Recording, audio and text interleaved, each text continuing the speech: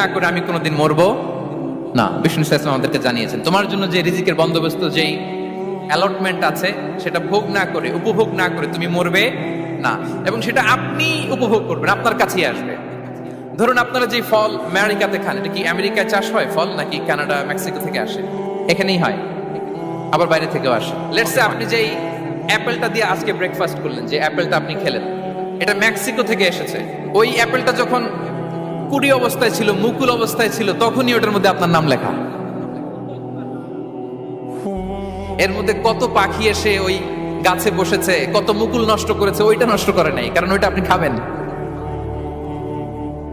ওইটা পুষ্ট হয়ে সুন্দর একটা ফল হয়ে ইম্পোর্টেড হয়ে এটা আমেরিকাতে আসলো, আমেরিকার বাজারে। অনেক মানুষ ওই ফলটা সুপার মার্কেটে যে ধরে চড়ে নেড়ে আবার রেখে দিয়ে চলে গেছে, নেয় নেই। ওইটা সে খাবে না, কারণ ওইটা আপনার রিজিকে লেখা।